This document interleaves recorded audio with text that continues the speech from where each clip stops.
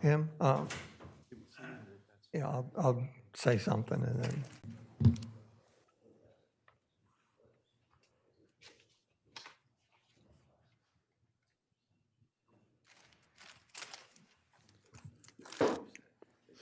Mayor, you may proceed. Thank you, Max. Good morning, everybody. It is Thursday, November 4th, 2021. This is a virtual special meeting of the Commissioners of the City of Rehoboth Beach. I'd like to call this meeting to order at 9:01 a.m. And with that, I'd like to do the roll call. Commissioner Susan Gay, Here. Commissioner Tony Sharp, Here. Commissioner Tim Bennett, Here. Commissioner Ed Stranowski, Here. Commissioner Jay Legree, Here, I can barely hear you, Stan. Commissioner Patrick Gossett. Here, also having trouble hearing you. All righty, how's this? Is this better? Little Not bit. much. It's about as loud as I can get. And Mayor Stan Mills, we have a full complement of commissioners. Thank you all for being here. The purpose of this special meeting today is to discuss a county initiative, discuss the Sussex County's request to purchase a portion of the permitted daily average load allocation, which is an equivalent of 2 million gallons per day of the city's ocean outfall capacity. My objective today is to introduce the topic to everybody, including the public, allow for initial discussion by the Board of Commissioners. Obviously, we won't exhaust it. But after introductory discussion by the commissioners, receive comments from the public. And then to keep the momentum going, I have this on the November 8th agenda for continued discussion. So there's opportunity for everybody, including the public, to again comment at the November 8th meeting after they've absorbed what they received today, as well as to submit correspondence. Want to let you know that after the meeting, the presentations today will be put online and available on our city portal. Also, all the correspondence has a folder on this topic in the folder in the portal. I would like to welcome everybody that's watching. We've got several members of the public in front of us in the room here, in the anchor room. I want to welcome them. Additionally, we have signed up to speak virtually Mike Strange, Suzanne Good, Greg Rossner, Donna Mabry, Jennifer Duncan, and that's all that are signed up currently.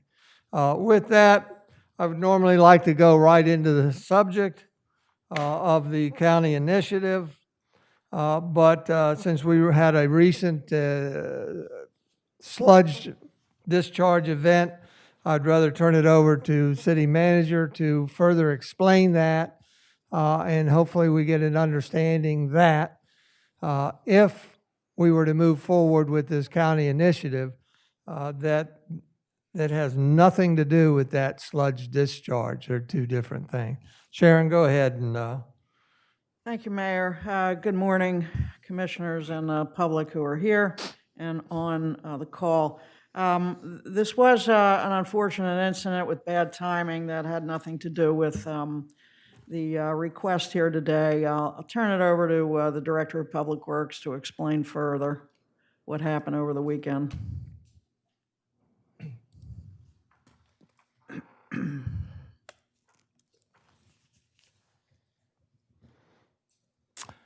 Thank you, Mayor, and thank you, City Manager. Would like to touch a little bit on the events that happened over last weekend at the plant. There's a good overview of the entirety of the wastewater treatment plant.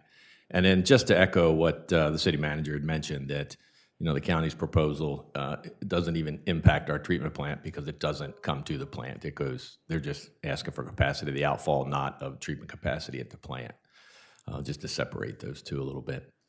This is just a quick schematic of the normal flow that you see into the plant. Typically it comes underground through the yellow arrows there, goes up into our headworks building, and then we let gravity take its charge, and it just gravity feeds down into the oxidation ditches. So that you'll hear about the oxidation ditch here in a moment. You will also recall that as part of phase 2 reconstruction at the plant, this headworks building is being completely rehabilitated. So presently, there's a bypass line that runs over the ground and then up the side of the oxidation ditch and into the tank. The inside of that building is completely gutted at this point. As part of that construction, since this is all being replaced under phase 2, these pipes that used to run from the headworks building down through the screens into the splitter box and then into the tank. So these lines that you see with the X's have been cut as part of that phase 2 rehabilitation. And that dot that you can see here is the location where those pipes came through the wall of the oxidation ditch and drained into the tank. And then this red line is, again, just a replication of how the flow is now in this bypass pipe that then flows up into the oxidation ditch. One other thing to note is the system has an overflow pipe over here, so if the level inside the oxidation ditch rises to a dangerous level, it would go into the overflow pipe and then could be diverted either to the other oxidation ditch, since it happens to be empty at the time, or into the clarifiers, and would buy additional time to then fix whatever was causing the backup into the system. As a result of this construction and cutting those lines, the thing that we all missed was that penetration through the wall now was lower than the overflow pipe for the system. So as the water level in the oxidation ditch started to rise, we saw it leveling off at a certain elevation, thinking that the system had kind of adapted and was working as planned. But in effect, the flow had raised to this level and then was coming out that penetration in the wall and then spilled out onto the ground. In the yellow circle here is about the extent of the affected area.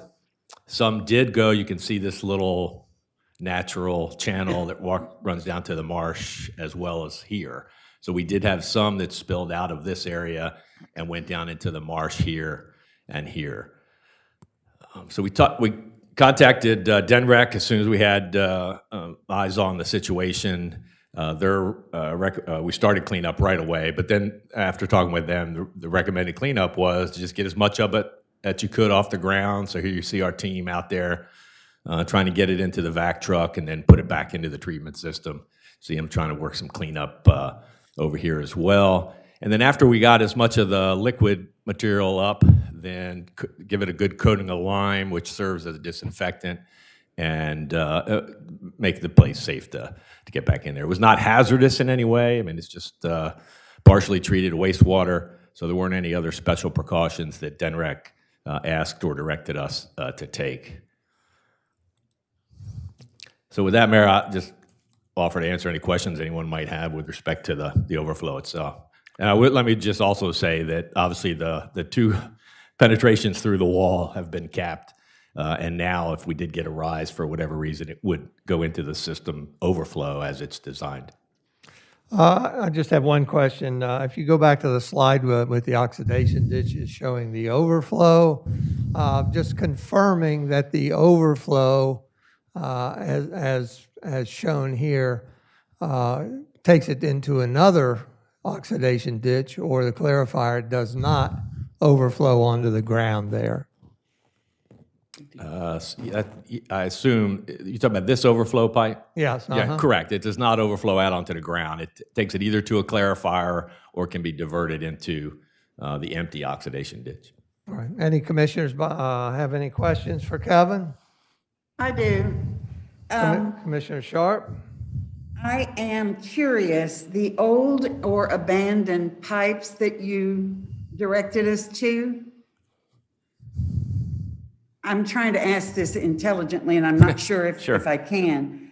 That's those that you can see Were here. those pipes supposed to have been capped, or were they not capped?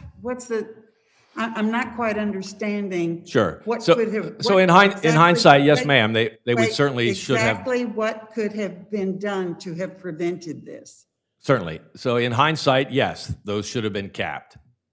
Because in reality, they were about a foot and a half below the level of our overflow pipe. So it would not raise to the level of the overflow pipe. It instead flowed back out the old pipe penetration. Okay, so I'm understanding the real issue was the failure to cap those pipes. Correct, yeah. And how did we miss that exactly? We just missed it, yeah. And, Okay. a lot of smart people stood out there and looked and kind of came up, Okay. said it, It was just an oversight. correct. And could you explain to me how partially treated wastewater is not toxic? Well, it's not labeled as hazardous. I mean, you'd have to ask DENREC why they classify certain things certain ways. But, it came in, it did a couple of passes around through the process, so the bugs are eating it, trying to treat it as it normally would. And then as it rose up, then it flowed out the influent pipe. And my last question, and maybe the answer is obvious, do we have any other pipes that should be capped that are not? Not that we're aware of. We've obviously done a recheck on everything that's going on out there to make sure we don't, have this potential again. And thank you for using that word, that the recheck has been done to validate that as far as anyone can ascertain, there is nothing else that needs to be done and nothing else that's been overlooked. Correct. Thank you. Any other commissioners?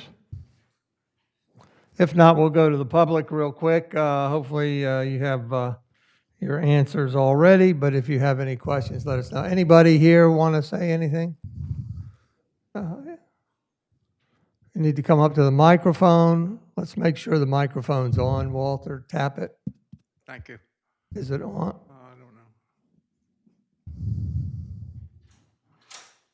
Let's try it without it. In any case, thank you for an excellent presentation. Thank you, Walter. Nicely done.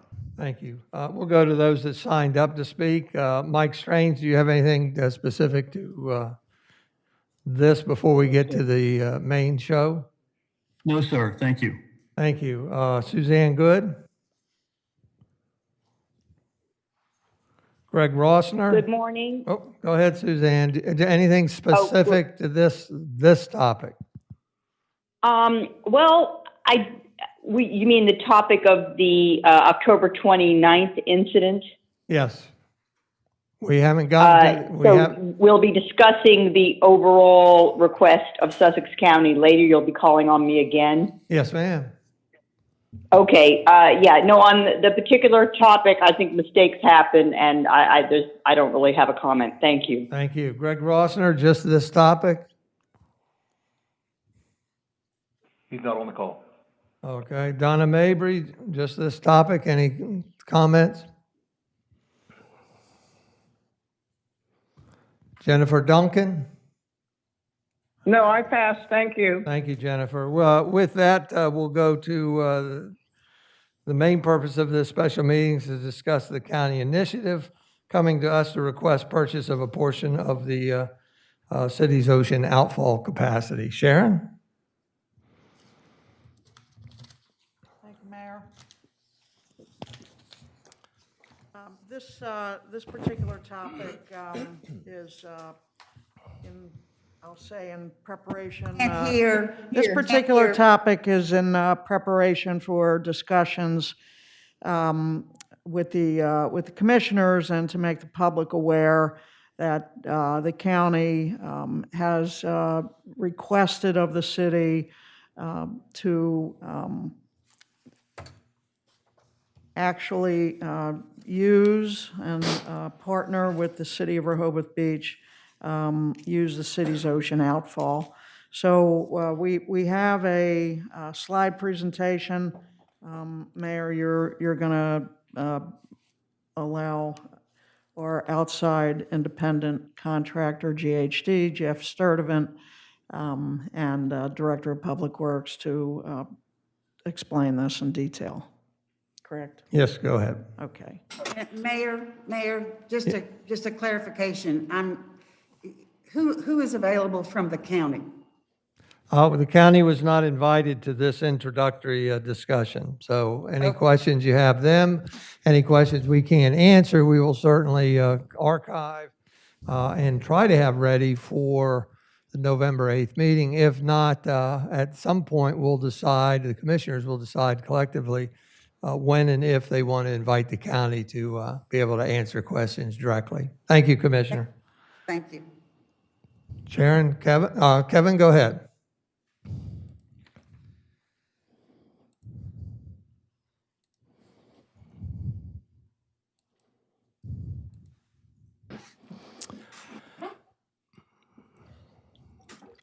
Thank you, Mayor. And as Sharon had mentioned, with me here today to help with the presentation is Jeff Sturdivant from GHD, who has obviously been deeply involved with operations and everything going on at our plant for over 20 years. I'm looking at him. Over 20. Over Let's 20. leave it at that. Kevin, if you would, or to the Board of Commissioners, if we could, let's go through the entirety of the presentation and make note on any questions, and then we can come back to particular slides to be able to answer questions. 'Cause hopefully most of your questions will be responded to during the presentation. Thank you. Great, thank you, Mayor. Here's just a brief outline on the agenda. We'll talk about kind of the objectives. Mayor already mentioned some of those. We're going to introduce the proposal, kind of tell you what they've offered, and just going to do a little bit of history about the current agreement that we have with the county on operating and maintaining the physical plant itself. We'll get into I'll ask Jeff to talk through the technical implications of the waste load allocation, which you'll see, and then a little bit on the money, and then kind of wrap up on how we go with if and when we go forward. So Mayor mentioned some of the objectives of the meeting is to really just get the information out so everyone can see it, ask their questions about it. But it sounds like we're going to talk about it again if needed at the meeting next week on the 8th. Just by introduction, we're currently operating with an agreement with the county now that was signed back in 2017.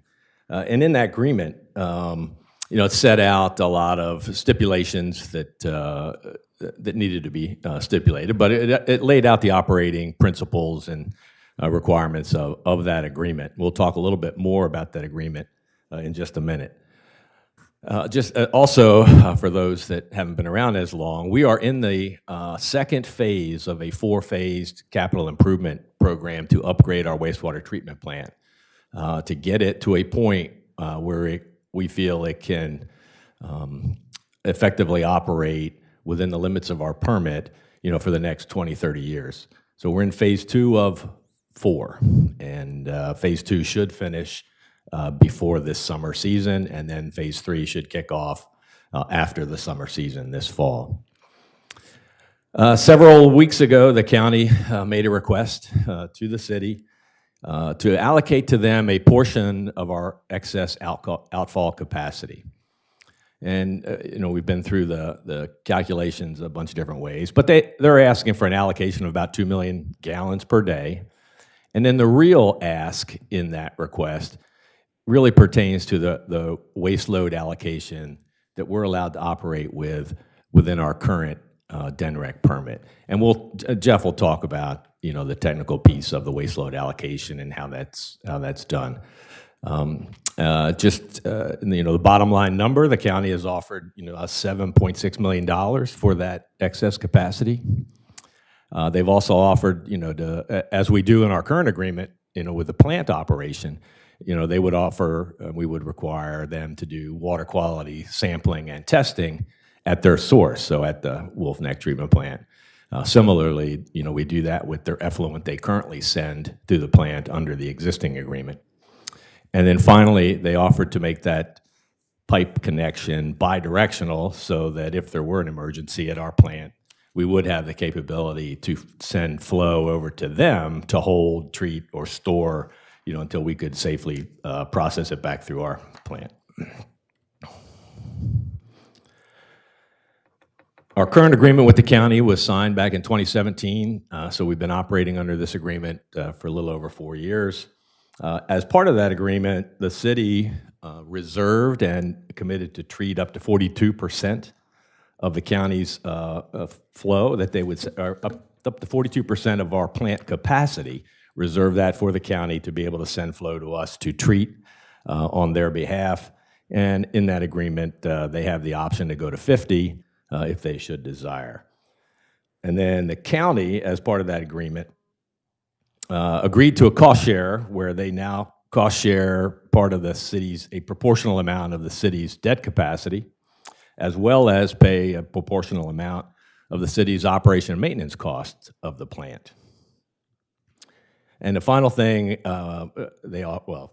another thing they offered in that agreement was to construct a biosolids treatment facility where they can take our sludge, dry it, and dispose of it, which would then get us out of the business of having to do land application of our sludge, which we do now up at a farm field up outside of Slaughter Beach. So it's proven to be very mutually beneficial, and we've got about 4 years of runtime with the county underneath that agreement. At this point, this is a shot of one of the conditions of one of the pages out of our current permit with DENREC, and I'll turn it over to Jeff at this point to kind of talk through the whole waste load allocation piece. Sure, thank you, Kevin. This screenshot here is just a screenshot of the National Pollution Discharge Elimination System permit that is provided to the city by DENREC. And in this, it's multiple pages, but this is really one of the most important pages. In this, on this page, it indicates what the waste load allocation is for certain parameters for the city of Rehoboth Beach. And the blue arrows that I have here, the top blue arrow is BOD 5, where you can see the cursor coming down, which indicates that the state is granting the city the ability to discharge 425 pounds of BOD 5 into the ocean outfall on a regular basis, on a daily basis, and 425 pounds of suspended solids. And so that's a total per the day, and then if you go down to concentration, it goes down to 15 milligrams per liter average. So that's for BOD 5 and total suspended solids. So really, those are the polluting loads that we are allowed to put into the ocean. In addition, there's a holdover in our permit for total nitrogen and total phosphorus for when we used to discharge to the inland bays in the canal. That is currently still there. DENREC chose to leave that in there for the first 5-year basis. We're assuming that it will be removed when we go to get a new permit, because typically ocean outfall discharges do not have nitrogen and phosphorus limits. The other thing I'll point out about this permit is that when we went through permitting for the ocean outfall, we were required to do an ocean outfall diffuser study to determine if we discharged our maximum allowable load into the ocean a mile out, how far would those pollutants go in the ocean before it got back down to the background levels in the ocean. Our testing showed that when we were putting out our maximum load, that it would go 66 feet before we were back to background levels in the ocean. And based upon that, the state granted us a permit to discharge into the ocean. So again, that was a worst case evaluation. And so if we were putting out 425 pounds a day of BOD and suspended solids, it took 66 feet away from the diffuser for it to go back to background levels.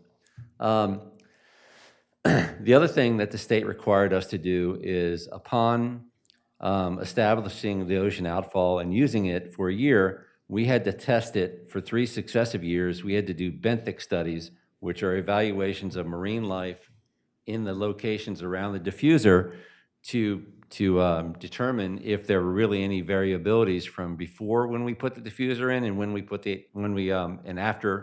before we established the diffuser out there and after. And we did that for 3 straight years, and we indicated there was very little variability in ocean organisms around the ocean outfall. So there's been very little impact, if any, of the ocean outfall in the ocean. So let's move on to the next slide.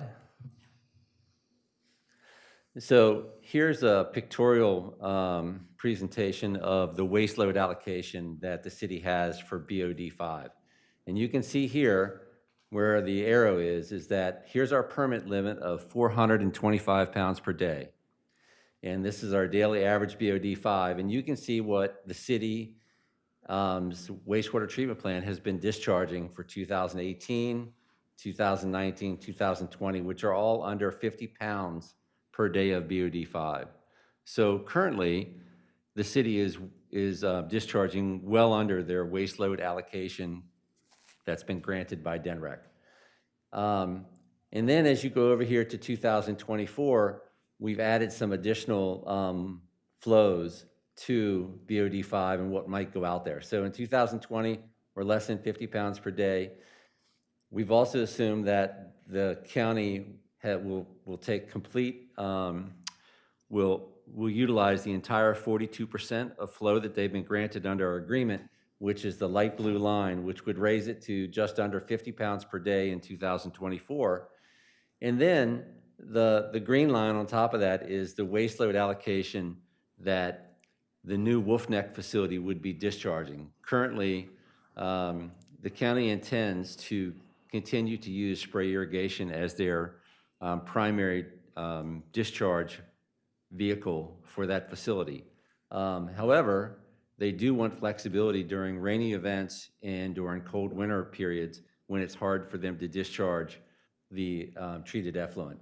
So for the first couple years, they're really only saying that they may put out 1 MGD into our ocean outfall for 3 to 4 months in the winter. So that's what this green line indicates. And in addition, so in the further out years, they may choose to discharge 2 MGD of flow for 6 months a year, just for flexibility.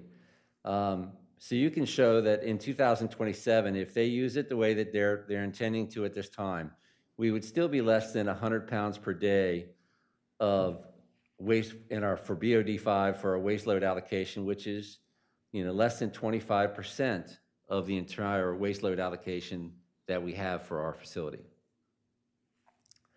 I'll also mention that the county actually has agreements with the City of Lewis and Tidewater to use their facilities during wet weather events and the winter months. Next slide. And so here's the other constituent that we discussed, total suspended solids, and it's the same thing. It's our here in the light blue line is our waste load allocation per DNREC, and here's the amount that we have discharged in 2018, 2019, 2020. And you can see that we took the average of that and then added the bump for the city to come up to their 42% of flow to the plant, and then the Wolf Neck contribution. So you can see in 2027, it looks like we may be discharging around 100 pounds per day of TSS into the ocean, well below our waste load allocation. Next. All right, thank you, Jeff.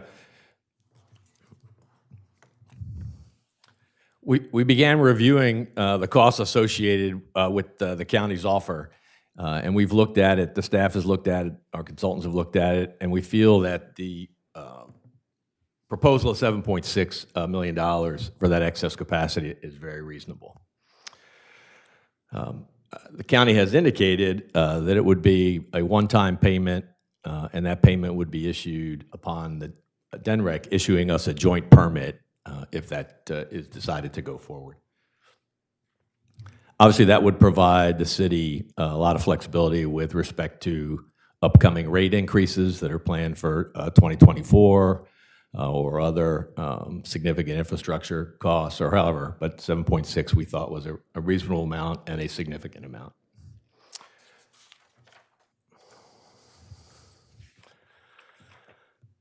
So in summary, again, the county's requested for us to allocate them some of our excess capacity in the outfall, up to 2 million gallons of flow, and a proportional allocation of our waste load allocation in exchange for $7.6 million. I think the next steps include, continued discussion, as the mayor indicated, at the November 8th meeting.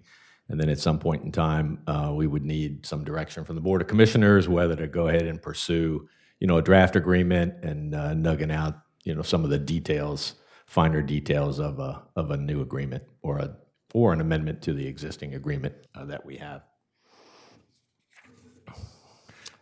And Mayor, that concludes our presentation. Thank you, Kevin. Before we get to the commissioners, I'd like to make a couple comments or questions myself. In terms of the timing for this for the county, they have indicated to us that they would prefer to have some kind of response by the end of the year. I am not intending to rush this topic whatsoever, but I would like to keep it, the momentum going forward and continuing this on subsequent agendas so that we have time to talk about it and receive comments from the public as well. The chart, can you go back to the chart real quick? Any of those, TSS or BOD? I just would like to, obviously we're talking about additional. Oops, sorry. Obviously, there in 2024, 27, the county contributes a lot more to our. Without them coming back and asking for even more at a later date, if we go forward, what would this chart look like in 20, 40 years? I'm thinking that there would be no change to it. Yeah, I think if they continue to use it as just for flexibility, I think that it would top out here probably at 100 pounds per day.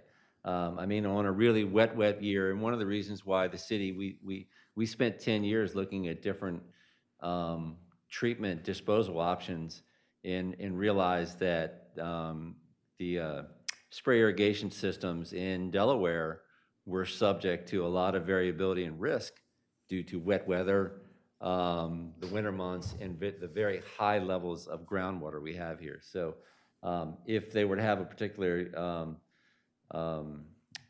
particularly wet year, they may, worst case, choose to discharge 2 MGD per the allocation for the entire year. But that would have to be a fairly wet year for that to occur, because for the spray irrigation system to work, when they turn it back on, they have got to continue to irrigate their crops or the crops die. So they really have to put their effluent on the fields as often as possible. One of the things I would like to do is emphasize the rate increase. I don't want any surprises to our constituency in 2 years. So maybe at the November 8th meeting, we can delve into that a little deeper with more specificity, that the rate is at X% now, but it's going to be going up significantly.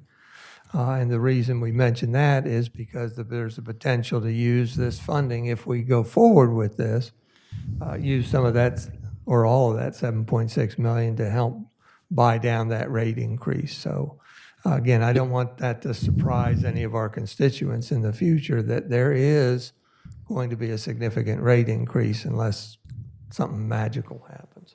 That's correct, Mayor. And as in accordance with the rate structure that was approved several years ago, it is scheduled to go up between 58 and 60% in April of 2024. And we'll have more specifics on that at the next meeting if you'd like. You talked about some of the advantage of this system if we go forward, in that the piping that comes from the county facility to us, could be reversed so that if we have any problems with our either treated or untreated wastewater, that we'll be able to send it back to their plant for storage until we resolve any problems. Is there any cost, or what are the costs to us to move forward with this if we choose to do it? Are we going to have to pay for the extra pumping and piping?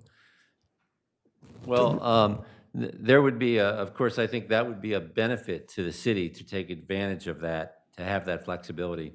There would have to be an engineering study to determine if we could use our existing outfall pump station to pump the effluent or raw water all the way over to the Wolf Neck facility. So that would be done. But if worst case would be that we would have to install a pump or two and some miscellaneous piping to discharge into the force main to be able to push it over to Wolf Neck or pump it over to Wolf Neck. So that would be required, and really don't have a cost for that now. Okay, and you understand my interest in that question is if we have to put mega $1 million into making this realized, then it's not such a good deal after all. So Yeah. I mean, it could be minimal. I mean, it could be a couple $100,000 in piping all the way up to, potentially $1 million in a new pump system to do that. But I would expect it would be on the lower side. Well, and I'm not talking just about the two-way system, but anything else that we have to do. I think we need to identify so that we're up front and say, yeah, we're going to receive 7.6 million or whatever we work out with the county, but it's going to cost us X million to be able to realize the project. Yeah, I would say at this time that our plant is capable with the improvements from phase 1 through phase 4 will be able to meet and maintain the permit limits and the effluent limits that or effluent performance that we've been producing thus far, which is way below our waste load allocation. And I would expect that just allowing the county to pump into the effluent force main is not going to impact the treatment capacity or abilities of the facility because it never ends up in our wastewater treatment plant facility. Very good. Thank you very much. With that, we'll go to the commissioners with the presentation on the screen. I can't see you, so you just need to speak up. Is there anybody that has any comments or questions or would like to initiate discussion? Because afterwards, we would then go to the members of the public to get their reactions. Commissioner Gay? I have a couple things. Commissioner Gay, First of all, I'm glad you asked about what it would look like in 2040 as opposed to just in the next few years, because I mean, it seems like the reason the county is coming to us is because of the growth in the county. They have to do something with their affluent. But I think if you look beyond that, you'll see the growth. It doesn't show any signs of stopping. And I actually looked at the 2018 Sussex County CDP. And in that, they actually project what full build out would be for the county. And for the eastern part of the county, it talks about how the flow needs will be 20 million gallons a day, of which 10 million gallons would go through the Wolf Neck facility. So that's quite a bit more than what there is today. And I guess I would want to know overall, what's the county's plan at build out? And that's assuming in their CDP that 75% of the land was built out and 25% was still open space. But I think for both the county growth and for our own growth, we say we're already built out, but that's not really, it may be physically true, but when houses are torn down, we know that 100% of the time, larger ones are built more. So we sort of need to look at our trends too for build out. And I guess what I'm saying is, before we would agree to something, I would like to know what the county's overall plan is for dealing with their ultimate needs, because otherwise I wonder if they're going to come back to us in a few years and want even more. And the other thing too is I noticed in one of the previous reports that GHD did on the environmental impact studies, this is back, before we approved the outfall, there's a section on the cumulative effects to the physical environment of all outfalls and of land application. And I think we need to look at that too. I know that they're going to various ways. I know they've still got the land application. I know that some of it's going to Lewis, some of it, I don't know if any of it will ever go to South Coastal, but I feel like we ought to know the whole picture. So that's one thing. And one question I had is, you were showing on those, the BOD and the daily TSS. averages. And of course, they are quite low. And I see that. I see that we're using very, very little of what we're permitted to. But in addition to the daily average, I'm wondering if there's a maximum number that's been used or would be used. I think we need to look at that as well. You know, what is it on July 4th, for instance? And then the last point just is, you mentioned the rate increases, and you mentioned that any deal we do with the county would provide flexibility. I think we need to do a lot more than flexibility. I think we need to make a commitment that we'll revisit the rate structure and the rate increases if we do this deal, and plan accordingly in the best interest of our citizens. That's all. Thank you, Commissioner. Any other commissioners before we go to the public? Commissioner Legree? You're muted. I'd like to piggyback onto Susan Gay. I think the key is control, and we need to maintain control of exactly how much effluent that we accept and how much goes out into the ocean from Wolf Neck or anywhere else. So I hate the term sale. I think we can lease or give up transmittal capacity, but we must retain control. And I think we can. I mean, it's not difficult to do. We just need to set all that out when we do the contract, and we need a contract, and we need to find out how many years Sussex County needs. And before I quit, I need to remind everybody. Kevin, can you go back to the slide with the pounds on the left? Is that gone? Well, Give him a second. but there it is. There it is. Need to remind everybody that this bar on the left is what we measured at full capacity. That's 425 pounds of BOD. This happens to be TSS at 15 parts per million. And it was only going 66 feet before it could no longer be measured. Now, if that isn't clean, I just don't know how you say clean. It's cleaner than any swimming pool in town, I'll tell you that. But okay, thank you very much, Mayor. Thank you. While you have that slide on there, I'd like to address a question to Jeff and Kevin. You mentioned that the 66-foot distance from the diffuser to return to background or normal levels. Has there been any study on if we add another 2 million gallons, what that distance changes to? Well, that evaluation that we did actually was a worst case scenario. So it was actually, we in the model, we showed that we were putting out the entire 425 pounds per day of waste load allocation. So it was a worst case scenario already for pollutant load. So right now, we could potentially guesstimate that it's only 20 to 30 feet till it returns to normal. And by adding the county, it still wouldn't probably go to 66 feet. Correct. No, it wouldn't. Very good, thank you. Any other commissioners? Mayor, Commissioner Snusky. Yes. I just want to, I agree with, I just want to echo Commissioner Legree. I believe that in this contract, we do need to remain, to have control, and maybe a lease rather than a buy as in a purchase is a good idea. I also agree with Commissioner Gay.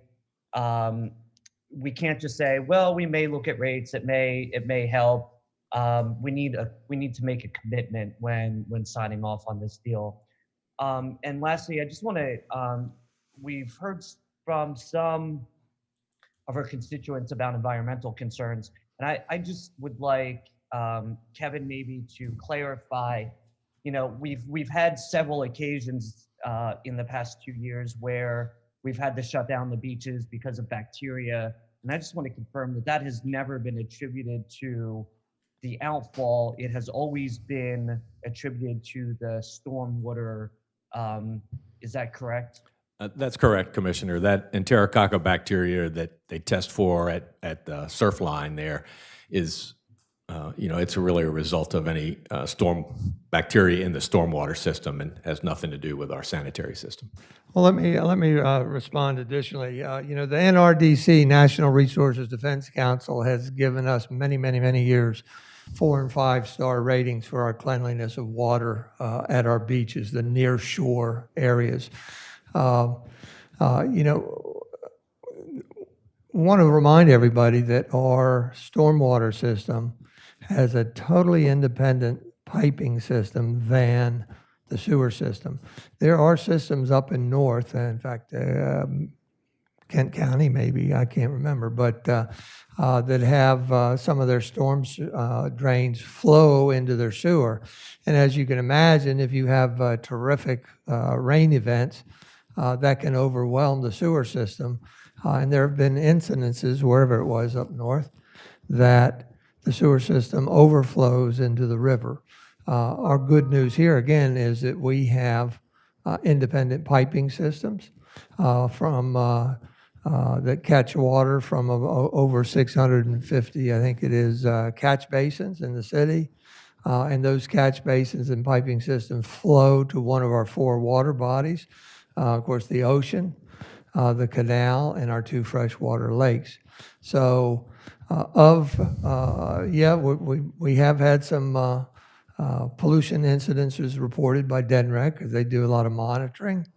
And over the past several years, a few times that we have had pollution events, if you will, it's, even DENREC in their press release has indicated it's largely due to animal waste and bird waste on the beach flowing into the waters there. Thank you. That's all I have, Mayor. Thank you. Thank you, Commissioner. Anybody else before we Yes, go? I do. Go ahead, Commissioner Gossett, please. Yes, thank you. Thanks for the presentation. Just curious, a little bit of information about the permit itself. Who is the actual permit holder for the NPDES permit? That's our wastewater treatment plant superintendent, Bill Woods. So, but it is the city of Rehoboth that actually the permit is issued to, correct? That's correct. He's the signator, I guess they call it. And when does this permit expire? The current permit expires in June of 2022, and we have already begun preparing a new application to be submitted. They expect that new submission in January. And how frequently does the permit have to be renewed? What was this one, 5 years? Every 5 years. And do you know an approximate cost to the city for that permit renewal application? I don't. Jeff, can you give us a guess? I mean, would it be $100, $1,000, $100,000? Any ballpark at all? I can't recall specifically right now. It varies from state to state, but it's probably very minimal. It's most likely less than $10,000, and it might be zero for a municipality. Yeah, that would be my guess. I don't And your discussion about, you said could be zero or it could be $10,000 minimal, and that's every 5 years. And you also talked about in the permit application process, the aspect of removal of the nitrogen and phosphorus requirements that have been put in there or carried over from our last permit. Can you give me a little background of why you feel that those could be eliminated from the next permit? Sure, Commissioner Gossett. When we were negotiating with DENREC for the ocean outfall, the city wanted to actually have them removed at that time. DENREC wanted to leave them into the facility and continue to operate for nutrient removal in the beginning phases of operation into the ocean. We ended up agreeing to that with the city, but we talked specifically about having that removed in the 5-year permit renewal. And the reason why is because discharge permits into the ocean typically do not have nitrogen and phosphorus because there's really not a scientific reason to have removal of nitrogen and phosphorus into the ocean at this time.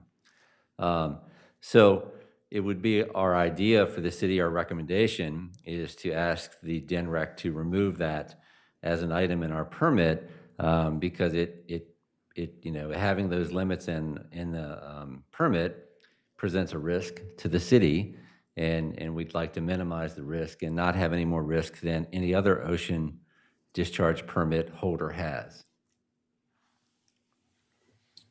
Okay, thank you. And a few more questions about the permit, if I may. We talk about the waste load allocation at 425 pounds per day. That is outlined in the permit as you've shown us. Does the permit also address the maximum number of gallons of effluent that can be pumped per day? There is a nominal number, but there is not a maximum flow that can go out of our discharge permit. What they did is they calculated a nominal flow of 3.4 million gallons a day, but that was just to base the concentration of the waste load allocation on to give some parameters to the operations team. But really, we could put out 100 million gallons a day as long as we stayed below the 425 pounds per day of BOD and TSS. So the capacity of the pipe for producing gallons per day is unlimited, or what is the capacity designed for it? If they're asking for 2 million gallons and we produce 3.5 to 5 million, are we still have additional capacity, or what is how much can we put out, I guess is the question I'm asking. Currently, our pump station, our effluent pump station is designed for a maximum of approximately 7.5 MGD. And we estimate the capacity of the ocean outfall at maximum velocity in the pipe, which is the requirements for the pipe manufacturer to say that you really shouldn't pump water through it any faster than this, would be between 10 to 12 MGD, or 10 to 12 million gallons per day. So we, at this time, only have capability of pumping at 7.5 million gallons a day. And that's based on the capacity of the pumps, the 7.5? Correct, at the pump station, and really, we've never come close to using the entire 7.5 million gallons a day capacity. And just a reminder to me, the wastewater treatment plant currently services Rehoboth, Dewey Beach, North Shores, and Henlopen Acres. Those are our customers, but some of those Dewey, North Shores, and Henlopen basically are billed through the county. So we have a contract with the county to supply the services to those three customers. Bert, do you want to address how the costs are shared? At the end of the year, we do a final calculation. The county's billed 4 times a year based on budget, and we compute we prepare a report that our auditors review and submit to us. It's not they don't express an opinion on it, but they basically are calculating what the cost should be, what cost should be shared between Dewey, Rehoboth, and North Shores. North Shores has a separate agreement with Rehoboth, but Henlopen Acres and Dewey Beach are in a single agreement through the county. But basically, the flows are, the calculation is largely based upon flows. And the city of Rehoboth uses we use less than 50% of the capacity right now. Dewey Beach is about 45%, Rehoboth is about 45%, North Shores and Henlopen Acres are about approximately 5 to 6% each, sometimes even lower. So those costs are basically based on flows. Okay, I guess I shouldn't say this, I'm not as concerned with the cost, but just the flows, because those flows, we have no control over the amount of those flows, that we just take what they send us, correct? So I guess I'm just looking at total volume capacity, that if we get up to that 7 million, if we're at 3.5 or 4 with the city, and we add another 2, that's 6. So we still got 1.5 million until we reach the capacity of the pumps, as I understand it. Correct. And what we do is we typically design the pumping system to. Could you speak up a little bit? I'm sorry. Excuse me. We typically design the pumping system for a worst case scenario during a heavy rain event. So what we'll do is we'll take the average flow of the facility and multiply it by 2.5 to 3 to reach what the capacity of the system should be, or the capacity of the pump station should be. It's typical engineering for the systems. But we would have additional capacity even if we took that additional flow. And it was designed to add, you can always add a larger pump or replace the existing pumps with larger pumps because the effluent force main has the additional capacity. All right. And does that, the additional flow, if we take 2 million gallons a day from Wolf Neck, can you estimate, or how would you say that would have an impact on the maintenance and the repair and the integrity of the ocean outfall and the force mains?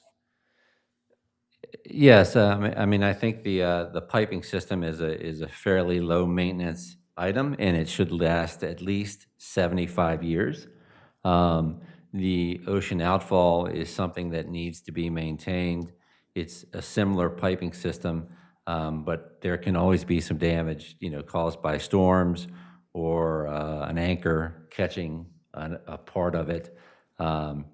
And so, but it should be, since it's a new asset, there should be minimal operation and maintenance costs associated with the force main and outfall at this time for the first, 20 or 30 years at least. And has there been any consideration in developing these flows and what have you we talk about Rehoboth being built out, but we do have, 4 new hotels proposed in the city. The majority of new homes that are being built in the city are taking down the smaller cottage with maybe 2 bathrooms and building a home with 5 bathrooms and dishwashers and swimming pools and irrigation and those types of things. And we're also adding some public bathrooms along the boardwalk now and probably in the future. Has any of that been taken into consideration for the flow rate of the treatment plant? Yes, when we actually did a build-out calculation probably 5 to 6 years ago, and we could always revise that and update that because build-out changes when zoning changes for any type of property. But what it did, it considered every piece of open property in the city of Rehoboth. It put a flow to that and said, okay, here's our maximum flow per the zoning and buildings that we have in the city at this time. Here's what it is. Now, if that changes, it does. But I would point out that graph that, if Kevin, you might want to pull that graph up, but if you look at the waste load allocation and you look at 2020, you can see just how much growth would have to occur to get up to our waste load allocation. Right? If you look at 2020 on the line there and say, okay, we're not going to, or the light blue line in the county, because that's probably what they can produce at this time. If you look at that and you say, well, how much growth has to occur in Rehoboth to go all the way up to the 425 pounds, I think you can probably come to the conclusion pretty quickly that that's a lot of growth that is available to the city at this time. But we could easily go back and update that study. Again, is there any possibility when we are reapplying for this permit that those waste load allocations would be reduced? That is not typical for that to be reduced.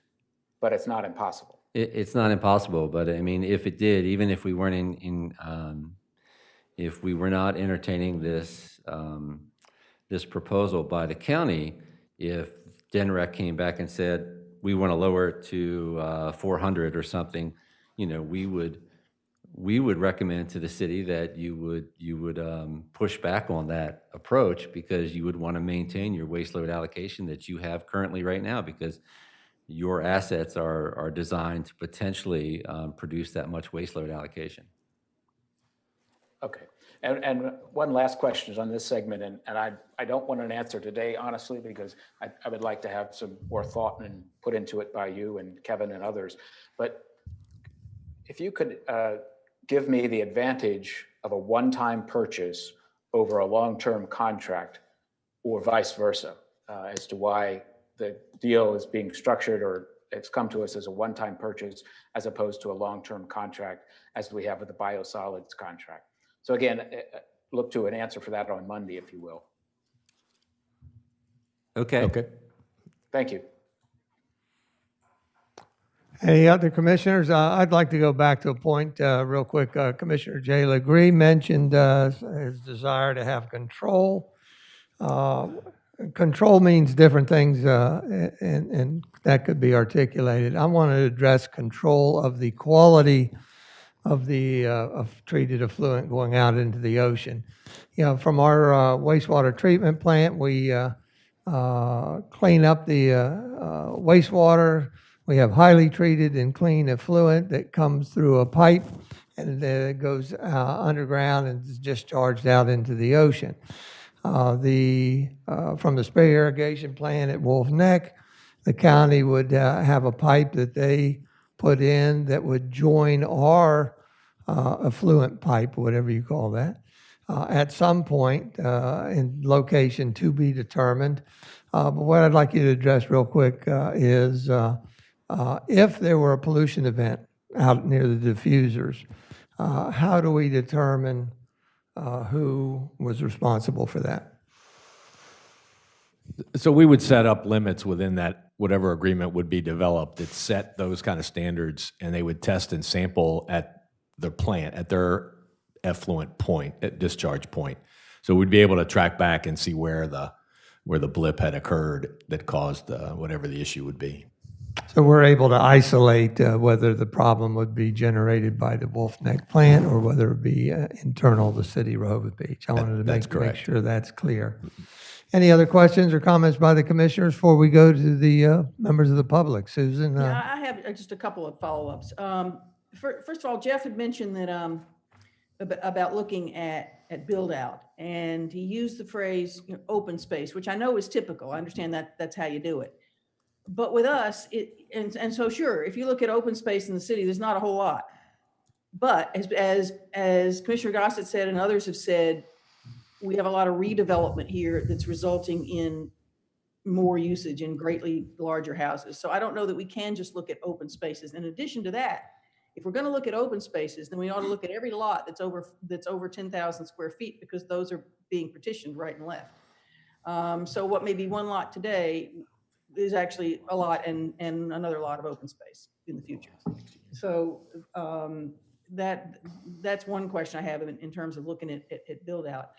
The question about the pipe you just asked, that reminds me that this arrangement that Sussex wants with us now is only to use the outfall. It's not to go through the treatment. But I've always been under the impression that our wastewater is treated to a higher degree than we would be allowed to. I mean, it's tertiary treatment, that it makes it as clean as drinking water.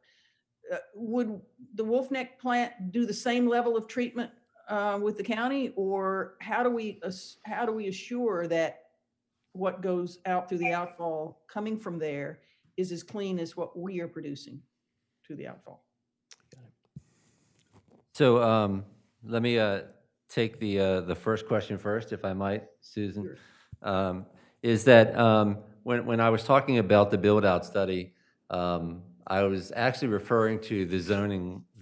We look at the zoning for each available lot or space parcel in the city, and we say, here's the maximum zoning that could go there okay? We multiply that times, if we add that up for each parcel in the entire city. So it's not specific to open area. It's really looking at the zoning per parcel. And so my statement is that per the current zoning, we're not going to use our entire capacity at build out.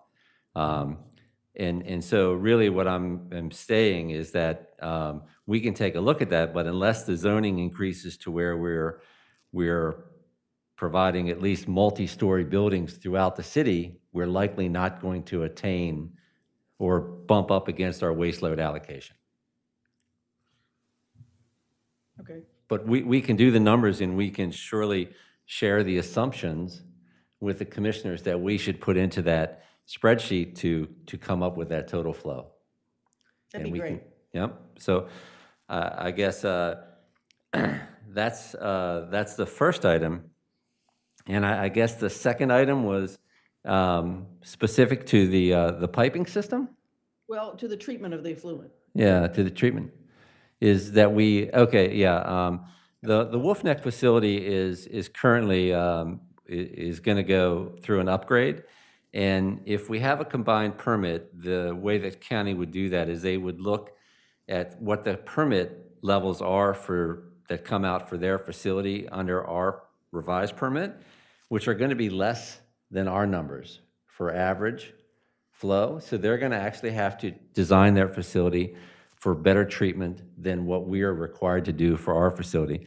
So typically what happens is you get your permit limits from DNREC, and then the engineering group takes a look at that and then designs a system with a factor of safety on it to make sure that it can meet those requirements. So I would assume that their system would be able to meet the effluent permit limits that we have currently, or actually do better than the treatment than our facility does.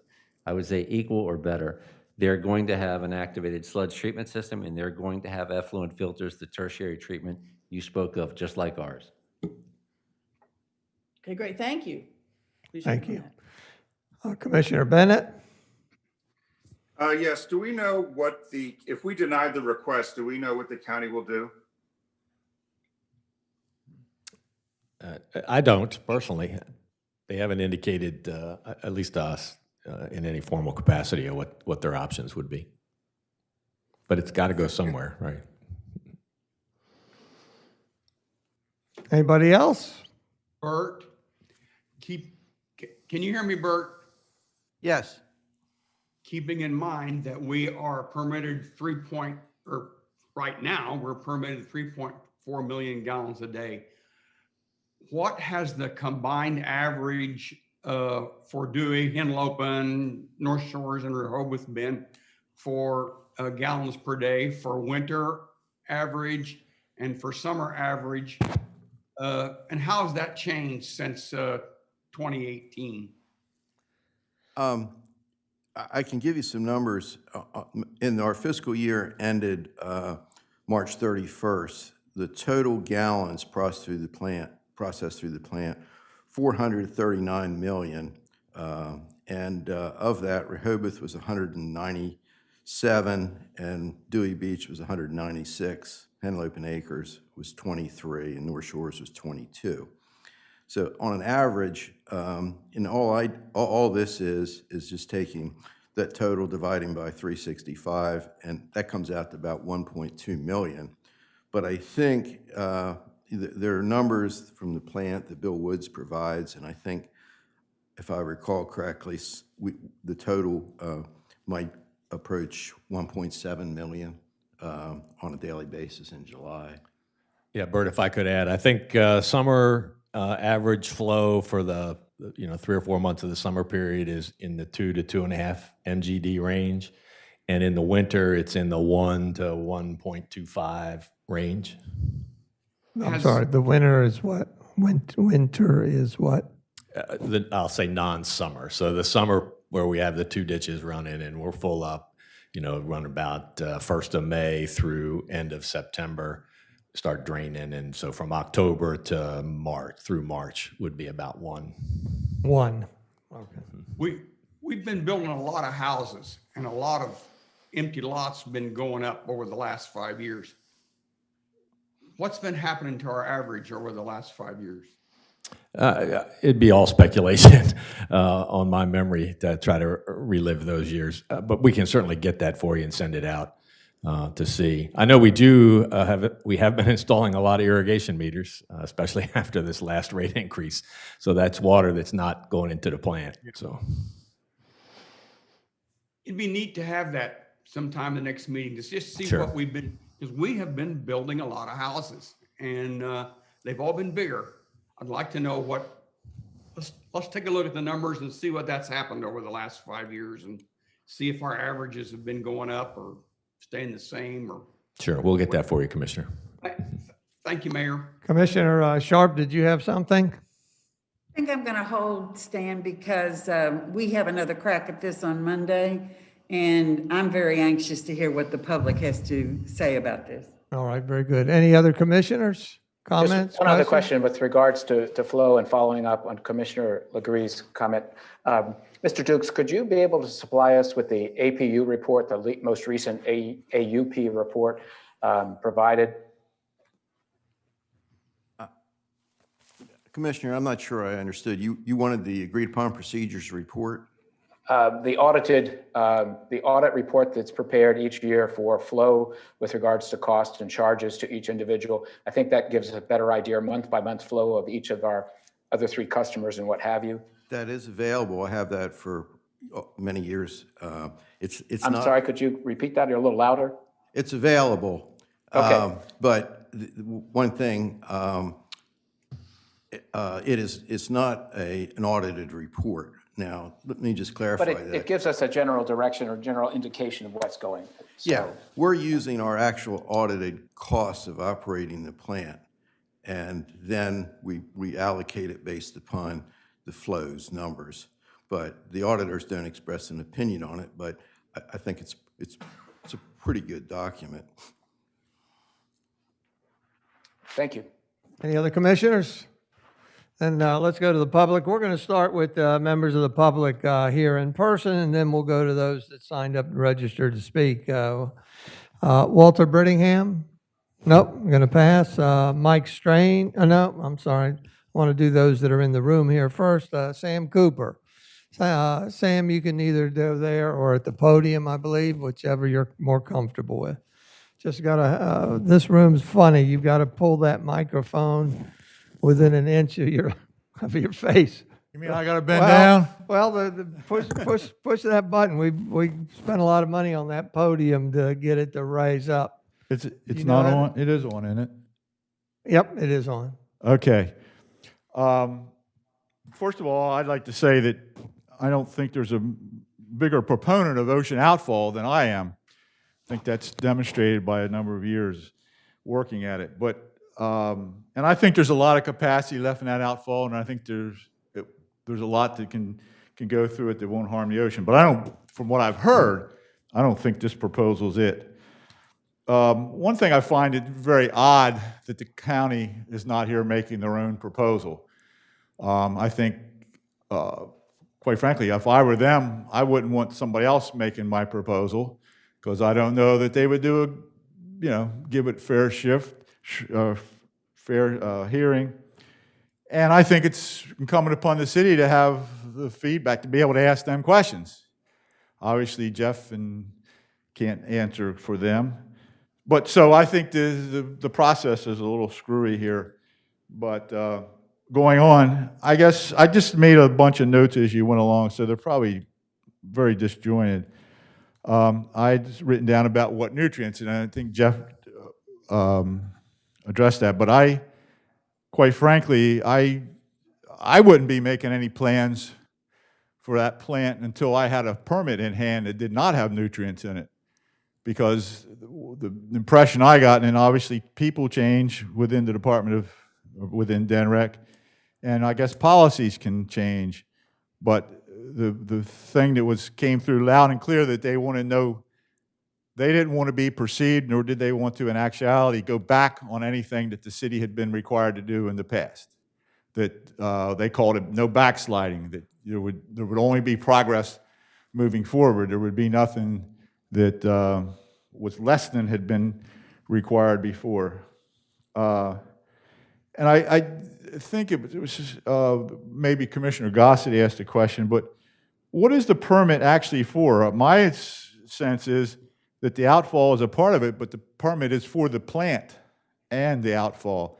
I mean, it's not a separate outfall permit, DENREC permit.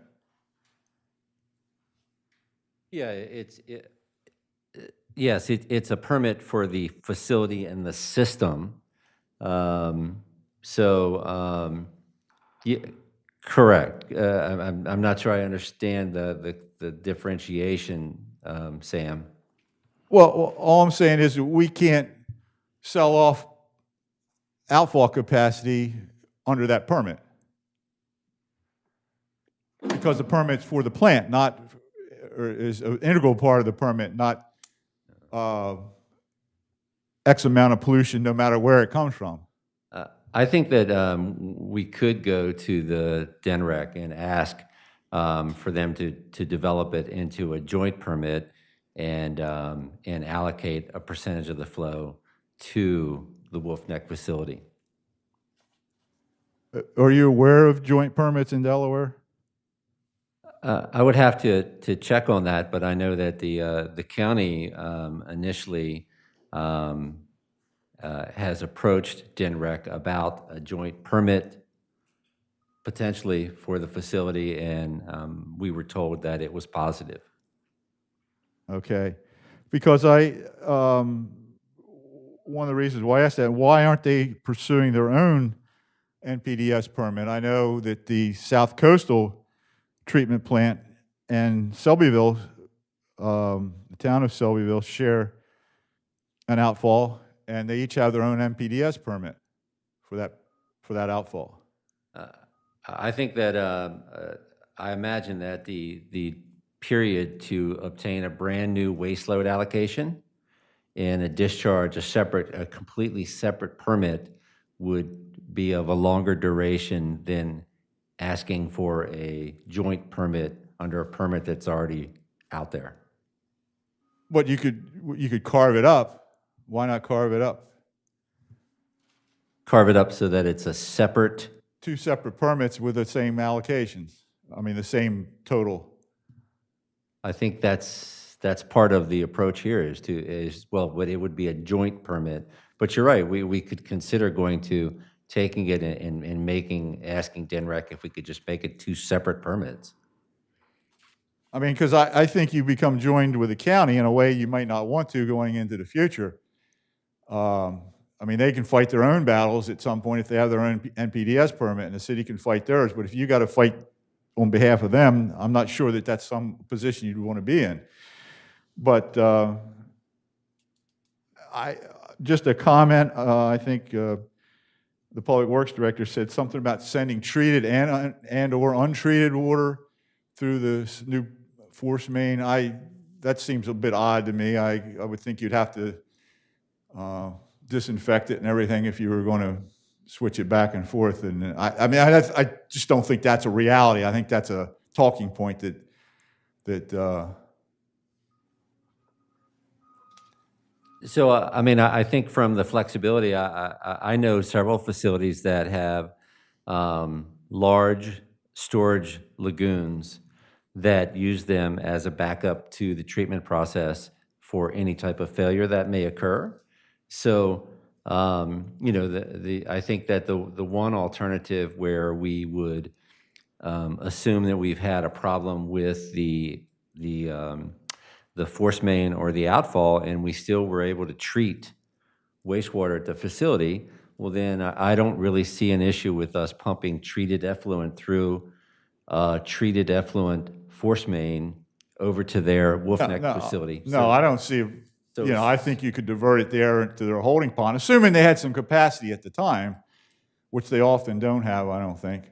Well, previously they did not have capacity because they were having so many trouble with wet weather and cold winters. With the agreements that they have come to with Lewis and Tidewater, approaching this year, their lagoons are actually empty. Is that right? Wow. Correct. So they have adjusted their treatment process and really used the flexibility that these systems are providing it, and also they've had a fairly dry year, too. Well, Yeah. okay. So we could discharge treated effluent to their line pretty easily. I also think that in a worst case scenario, if we had a failure of the treatment process, that we could coordinate with DNREC and the county to pump raw sewage to that facility and have them treat it for us and discharge it there. But you're right, when we went to turn that pipeline back around and they wanted to pump effluent through that, we would probably have to find a way to divert it to our treatment process for a day or two. It would not only be that line, but I assume, unless you're going to go straight from the plant, that a portion of the outfall, the piping, the force main to the outfall would have to be disinfected as well. I mean, I'm assuming you're taking off and going to the county's Wolf Neck facility somewhere around the Rehoboth Avenue Bridge, and not at the treatment plant itself. I think that there would be a valve that would isolate that portion of the. Okay, but you still would you'd still have contaminated the force main to that point from the plant to whatever the intersection is. Correct. If you pump raw sewage to them. Yeah, but I really think there's an engineering way to turn that flow around and pump. Okay, pump that flow. I don't think it's really Yeah. material, but I just don't want it to be I don't think it's a reason to put this forward. I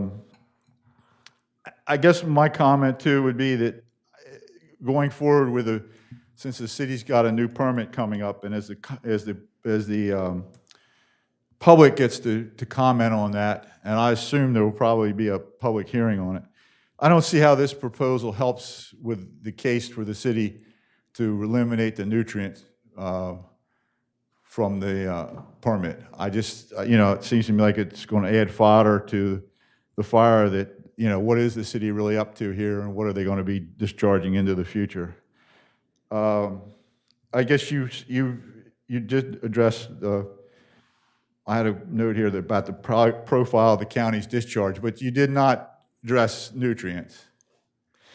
Yeah, I would imagine, and again, I think this is to your point, I really can't speak for the county, but I think if nutrients were to stay in the permit, that they may not pursue this allocation. If they would to stay in our revised permit, they may choose not to ask for this allocation. But you're not going to know that until the permit comes out, and that we've had permits as well as many that were extended administratively because they couldn't get them reissued for years. Yeah. So the county has said that that they would enter into negotiation, but and make payment upon receipt of a new permit, a joint permit from DNREC. So I think that would be it would be part of the negotiation. I will say that even if we were alone, the city, when we made our new permit application, there is a method through the EPA requirements that if to address the backsliding issue is that there is a methodology to say that if the plant has been substantially changed or the place of discharge, for the most part, has been changed, then you can relook at the treatment requirements of the facility. So if there were to be some pushback and the city decided they really wanted to push to get the nutrients out, I think there's a method to appeal to DNREC to say that materially our discharge point has changed. We're no longer discharging to the inland bays. We are discharging to the ocean, and the ocean is not established to have a nutrient impairment. Okay, but presently, nutrients aren't really an issue. I mean, they are, but we're not bumping up against that and going, oh my God, what are we going to do? Correct. So it's only because of this proposal it really becomes material to the permit.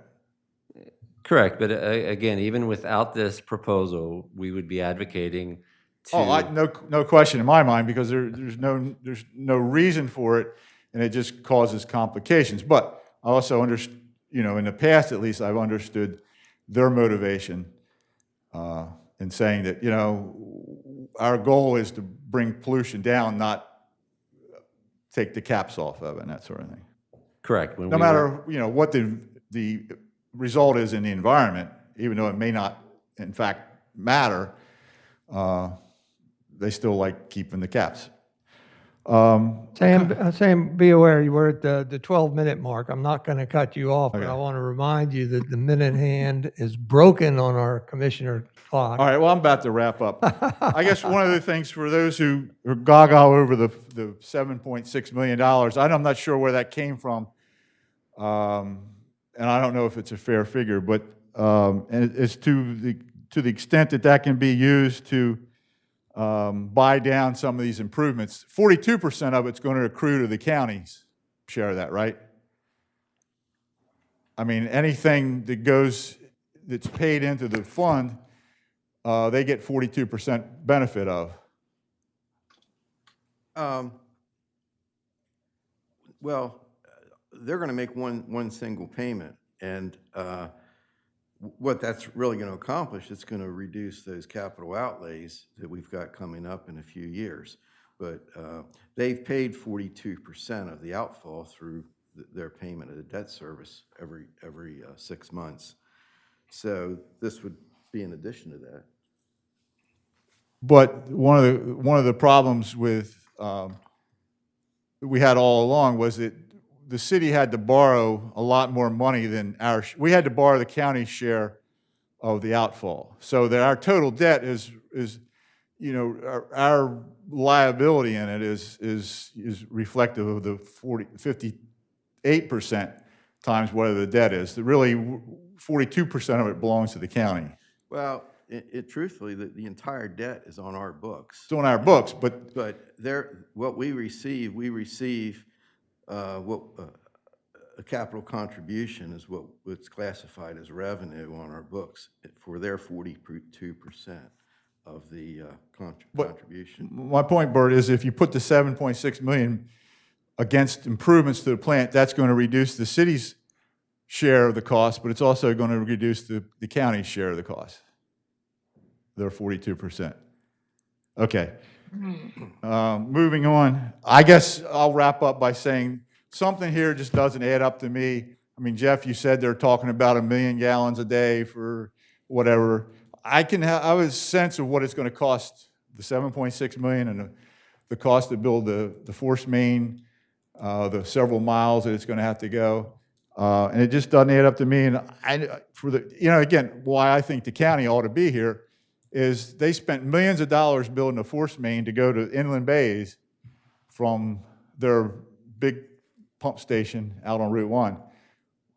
Why, if they're not willing to use it? So, thank you. Thank you, Sam. Harvey, anything?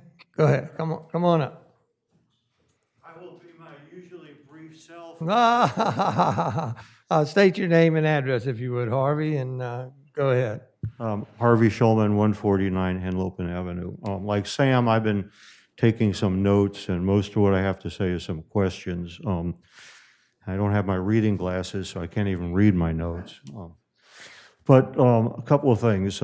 First, the mayor has said that we have to address all of the collateral issues here. So one of the things he pointed out is there going to be a cost of running additional piping here or there, or who's going to pay for that to deal with if it flows back through to Wolf Neck plant, So I think you got to look at everything that might come out of this.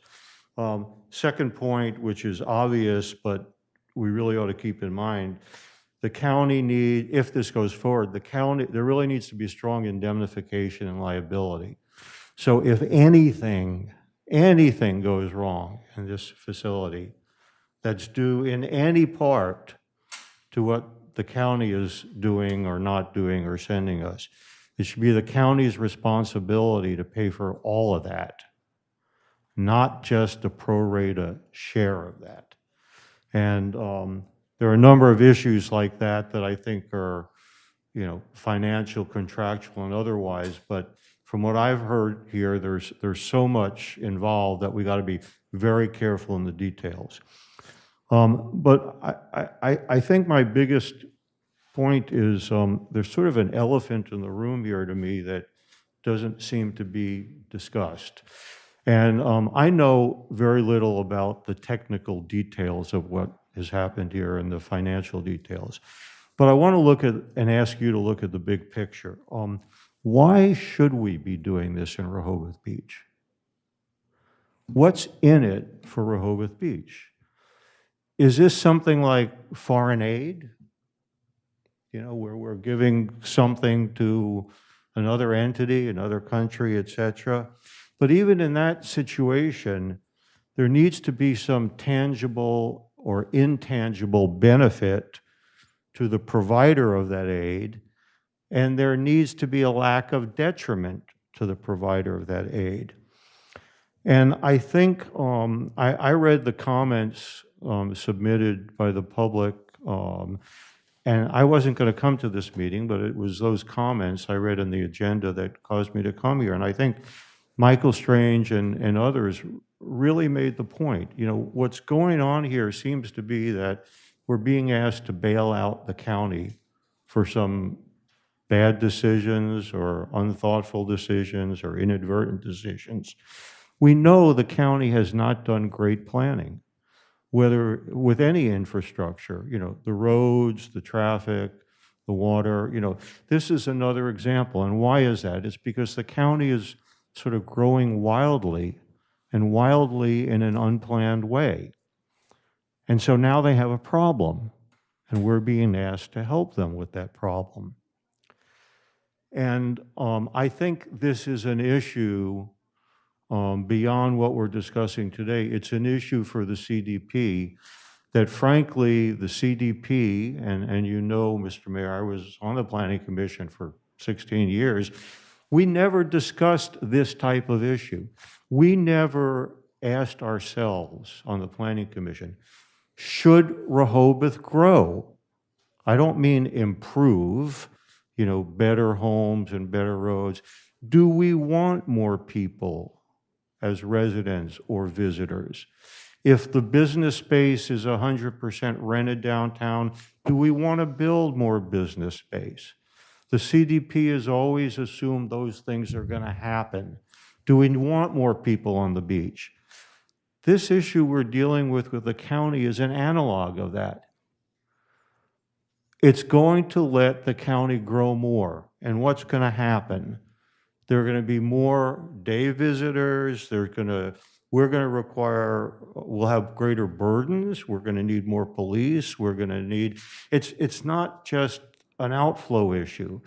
What we're doing around us is going to have consequences for the city, for its public, for the people who live here full time, for the costs.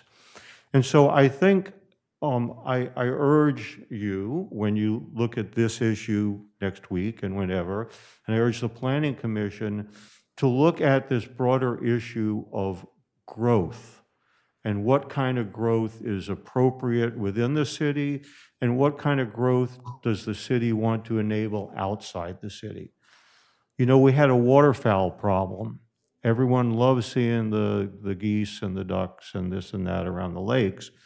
But guess what? You know, there was excrement, there was pollution, we needed to reseed. What did the cities do? Don't feed the waterfowl.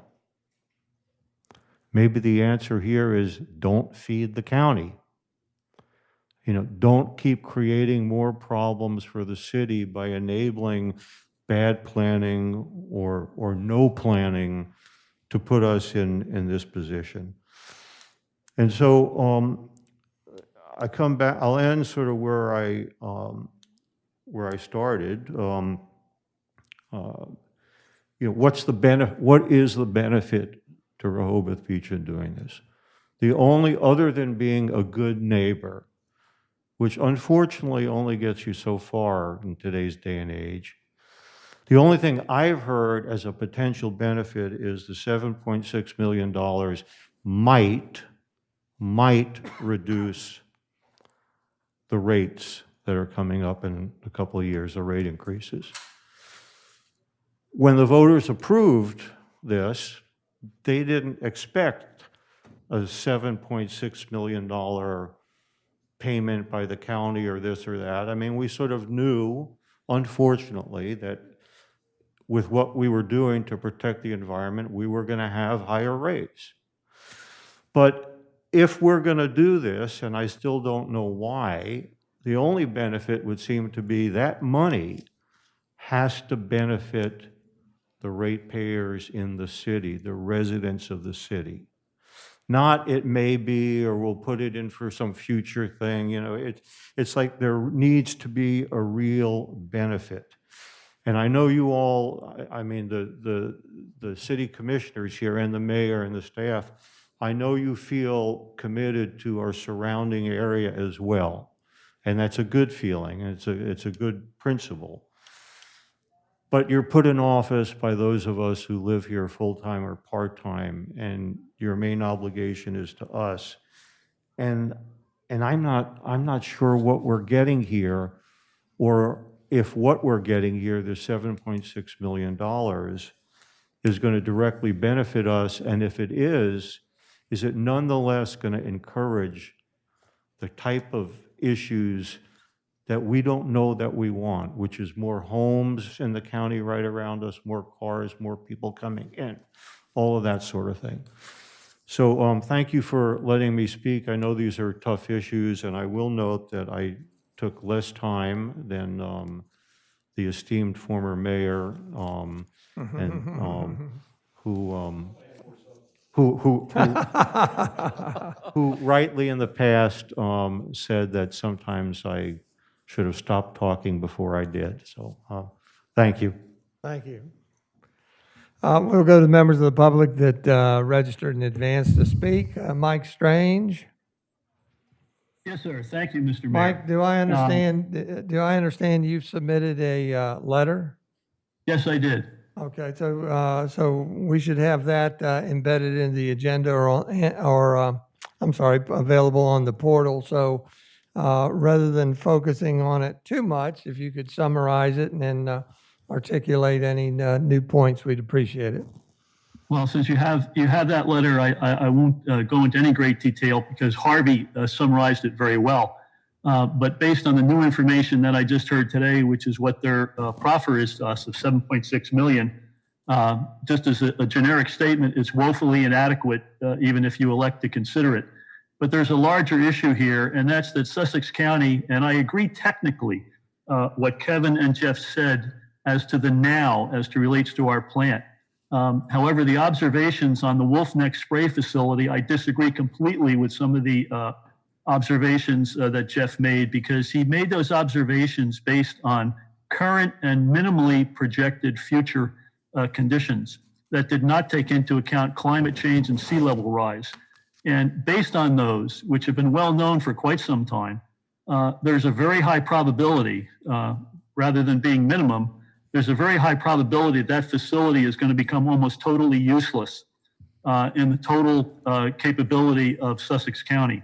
And the reason I say that is the number of extreme events, which have already been documented repeatedly and are now being projected by the National Weather Service and other scientists, are such that those extreme events are going to cause the Wolf Neck facility not to be able to function far too many times, which means the capability that the county has is going to go to zero. And it's not just going to be a few random events. It's going to be prolonged events, both in the summer and the winter. And for us, the biggest risk is when one of those events occurs during the summer months, when our outflow is at peak, as well as when theirs is. So there's a very real danger there that needs to be assessed with much more technical acuity than has been done so far. With regard to the projections, with regard to the city of Rehoboth, one of the things that needs to be considered, and I had the privilege of serving on the committee with Kevin and Bert and Sharon on the review committee for the wastewater 3 years ago. And yes, we knew that we were going to have to pay more. This would provide the potential to buy some of that down. but at what price the city is paying.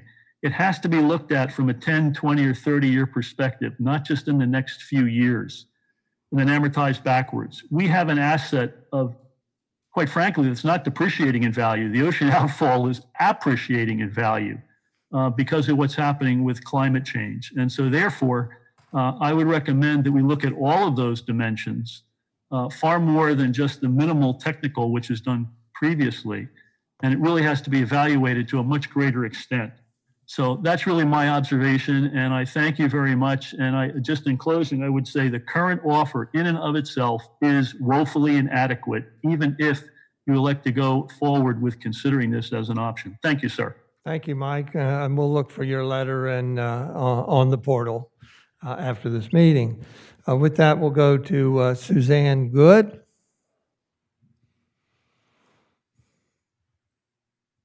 Mr. Mayor, are you able to hear me well? Yes, ma'am. Go ahead, Suzanne. I would firstly like to thank three of today's speakers. The first is Commissioner Gossett, who I think asked a lot of the hard questions. And with his impressive background in running financials, I believe, for a big hotel chain, he is asking about the projected growth of our existing customers, well, ourselves, Dewey Beach, Henlopen Acres, North Shores. And I only learned recently, although I saw along the bike path headed toward the Junction and Breakwater Trail, Wolf Neck is already sending between 200,000 and 300,000 gallons per day of untreated effluent through a pipe which went online, I believe, in the very beginning of this year. So we're already, in some sense, being even better neighbors than back in, I believe, around 1987, when we agreed to handle effluent from the Acres, from North Shores, from Dewey Beach. So I'm seeing a situation where Sussex County is already sort of incrementally, constantly relying on our capacity. I would like to thank former Mayor Cooper, who clearly has a lot more technical background than I have, but he touched on one of the things that scares me the most, which when I wrote my letter, which likewise, like Mike Strange's letter, is posted to the agenda, I wasn't aware of this yet, this line reversal aspect, which scares the daylights out of me. Well, first of all, it needs to be engineered. But in the event of some catastrophic event at our plant, maybe even our backup generators fail, in my mind, it's likely that Wolf Neck will be experiencing issues of that nature simultaneously. So I don't think this line reversal, with the gentleman from the consultant who's here, can't even seem to, he has no idea of the price of this line reversal project. So I'm not even sure it will be worth the investment. But my major point, as you may or may not have seen in my letter, has to do with what Harvey Schulman stated much more eloquently than most of us are able to do. And I'll start by saying, in general, we went through, former Mayor Cooper made the right call, I think about 15 years ago, in going the ocean outfall route rather than the spray irrigation route. So in other words, we got luckier than the county in deciding what was a better method to deal with the growing volume of wastewater in our area. So we made the right decision. Apparently, so did South Coastal in near Bethany, or in Bethany, which is in fact run by the county, which I mentioned in our letter. And both South Coastal and the Ocean City facility, which have been running, I think, in many cases since the late 70s, they have a vast amount, or a much vaster amount, of acreage near their treatment plant in the event of some sort of hurricane or failure of the type we experienced, although there was construction involved, this past October 29th, starting around 10 p.m. once the ground became saturated with storm water. So I'm seeing our wastewater treatment plant as, I don't see the appeal of this line reversal aspect. So I want to get that out of the way. But my main issue is that we would probably need another referendum if our facility is to be used differently than what was voted when, in the past, when we took on $35 million in debt, which we took the risk, and for the outfall, like to use that outfall for a usage different than what the voters agreed to, I do believe a referendum would be absolutely crucial. One of the things that they're sort of dangling in, well, the thing that they're dangling in front of us, which I agree with Mike Strange and others, that the 7.6 million, it does not whatsoever reflect Sussex County's best alternative, which may mean they may even need to build their own outfall through in the vicinity of the Glade and out through the marsh and I guess in the state park or whatever. They may need to tie into South Coastal and Bethany, which is a facility they, I believe, own and operate. But we're all aware of the rate hikes in 2024. As most of you remember, I was the one up at City Hall, and I think it was August 16th, 2019, till 7:30 p.m., pleading with this town not to adopt these very regressive flat rates, which we now have. That happens to be a separate issue, but in my view, in 2023, we need a rate structure. I actually think we need tiered rates because we've become less seasonal than we were, say, in 2019 because of more year-round traffic here. So tiered rates, which actually benefit the small households the most, to me, would be what we should adopt. And that will mitigate the 2024 needed rate hikes. I mean, we're all going to pay more in 2024, substantially more. But if you were to do, in my view, the progressive thing and adopt tiered rates and maybe even seasonal rates layered on top of them to reflect the fact that only the summer season is the driver of the scale of our system, that would be good too.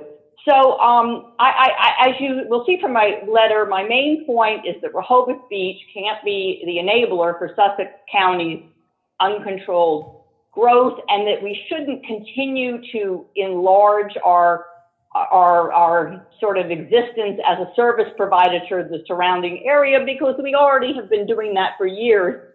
And I also believe that while the rate hikes and the phase 3 and 4 upgrades to the wastewater treatment plant and all the stormwater system repairs, which are critical, have to be done.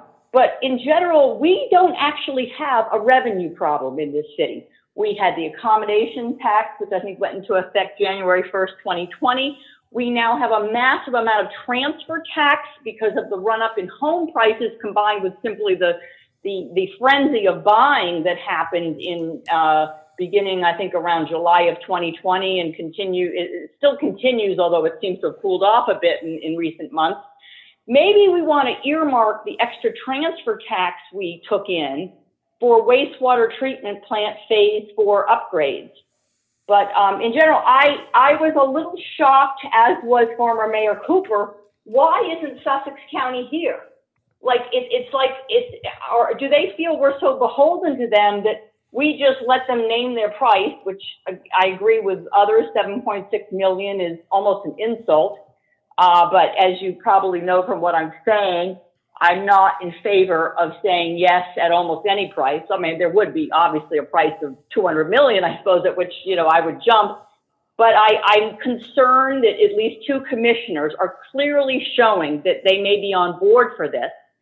And I think one of the reasons, at least one of them may be on board for this, is that if we aid and abet Sussex County's unchecked growth, that means more people living off Route 24 who can come into Rehoboth and spend money at the businesses. I mean, I'm going to call it like I see it, which I know isn't always the popular way. But I think at this point, I'm really glad that people like Mr. Schulman and others are putting the case together for why it no longer makes sense for Rehoboth Beach to expand in the utility business and to sort of keep it where we are.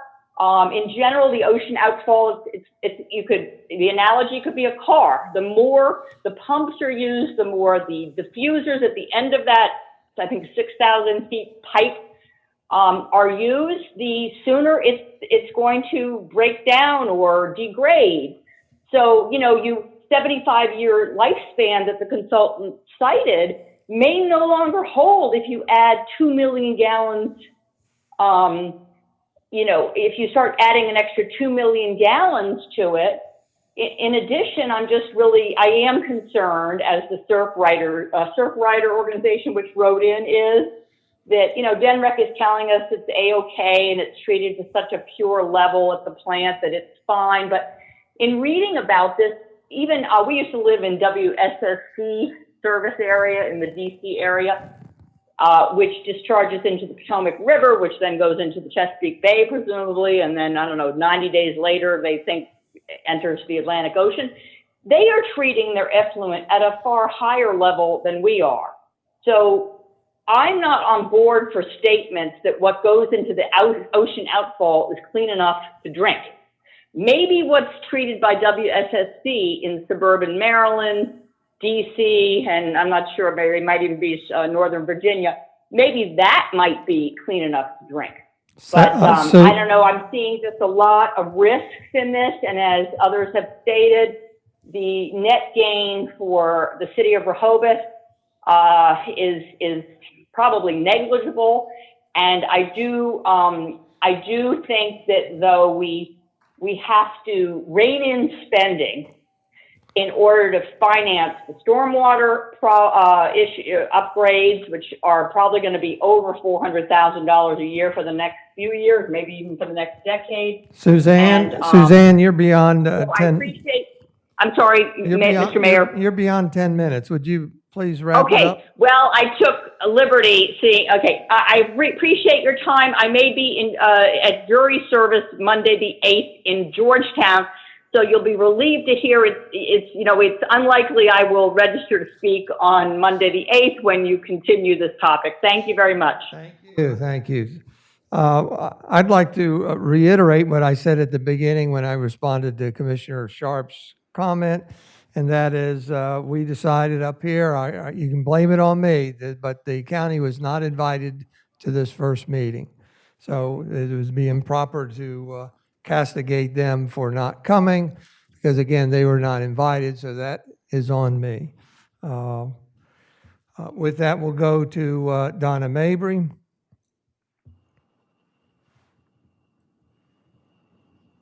I unmuted? You're on. Go ahead, Donna. Okay, thank you all.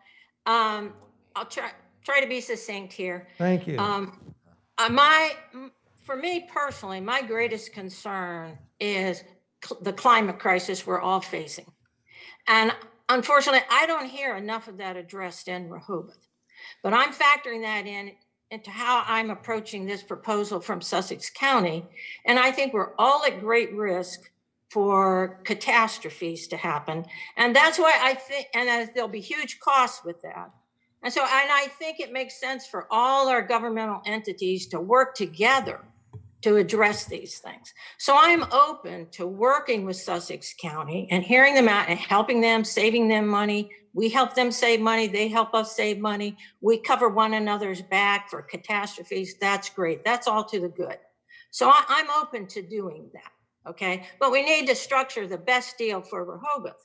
And looking back at when we were talking about the rate, this issue about Sussex County being given our plant, the main issue, I think, for the public was maintaining control of our system, maintaining control in Rehoboth. So we set our own prices, we set our own destiny with that.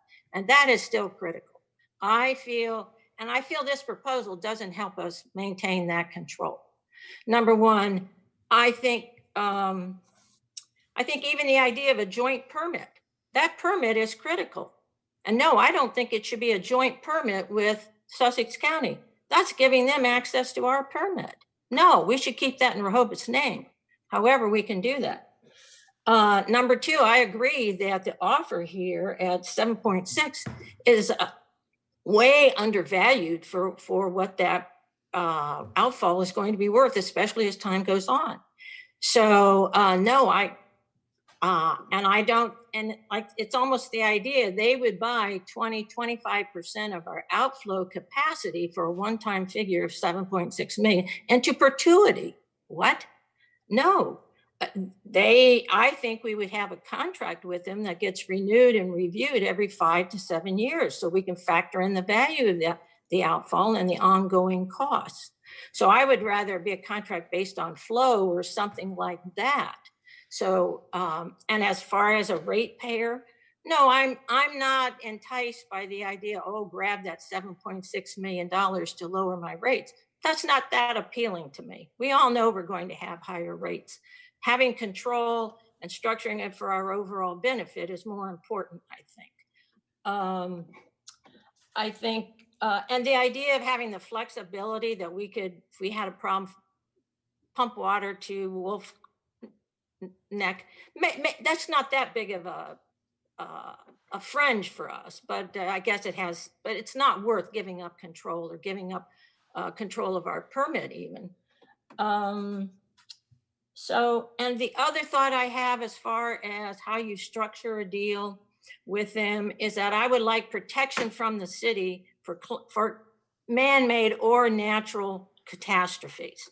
So that if there's a hurricane or a ship wrecks the Outfall or something like that, and there's huge repair costs, that the contract include that is going to be shared by the county on a prorated basis or something like that, or that our rates would have to go up. That if there is a major expensive repair, that somehow we can add that into the contract and the county can help pay a percentage for the repair. So those are my thoughts on it. And one other thing and I appreciate everybody's comments related to this. I'm glad there's such great thinking going on and such input about this. But the other thing I noticed in the discussion was when Bert was giving the figures is what percentage of flow is from Dewey and Henlopen and Acres and compared to Rehoboth. Well, Rehoboth's flow is less than 50% of the current flow going into the treatment plant, which is the opposite of what our current contract is. Our current contract with the county is that, we're responsible for 58% of the cost for the flow, and the county entities are responsible for only 42%. So even that part of our contract might need to be looked at again. I just think, the main point is that we keep control. Thank you very much. Thank you, Donna. With that, we'll go to our last registered speaker, Jennifer Duncan. Are you there, please? I'm here. Can you hear me? Yes, ma'am. Go ahead, Jennifer. Okay, well, I thought I might be a horse of a different color in bringing this up, but Mr. Strange eloquently addressed climate change, which I really think ought to be the first and the foremost that you all should think about before you talk about anything else. It's clear the storms are becoming more intense. We see this living here all year round. We just, missed the bullet from Sandy. Irene was pretty bad. And then we have these pop-up storms throughout the year. So if anything is built, it should be able to withstand a Category 5 hurricane, even our own facilities, and the flooding that comes along with it. So I think regardless of the clarity of the water that goes out or the cost or the this or the that, Mr. Strange hit it right on spot. The only other thing I wanted to recommend is that the city, regardless of what you do, have unannounced mock drills with various potential failure scenarios to get the people out there and figure out, under this scenario, what do we do? Unannounced. Oh, a pipe broke. Oh, this pump broke. So that we don't run into problems. And I thought of this before the October 30th, whatever it was, thing, but I just think that's something you all ought to consider. And then one other thing that I popped into my head when you all were talking about the zoning in Rehoboth, I think when you make your assumption of how many gallons go out from the city, maybe assume that every single house in the city of Rehoboth has 5 bedrooms and 5 bathrooms and, 4 hotels.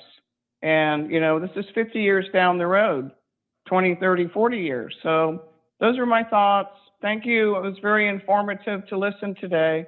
Appreciate all of what you all do. Thank you, Jennifer, and thank you to all members of the public that provided input. I assume between now and Monday, we'll be getting additional input, likely via emails. So we'll be able to put that on the portal as well.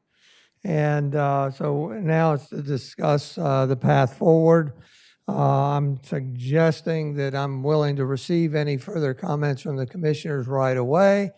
However, because of the likelihood of getting additional public input prior to November 8th workshop meeting, I'm suggesting that maybe we defer on further comments and resume discussion at the November 8th workshop to talk about the path forward. By example, if the commissioners have enough information now then to make a decision, then let's not waste our time and let's make a decision. And if they would like the county in, then I will invite the county in for further clarification. Again, I don't want to waste anybody's time on this. So I will entertain any suggestions on the path forward.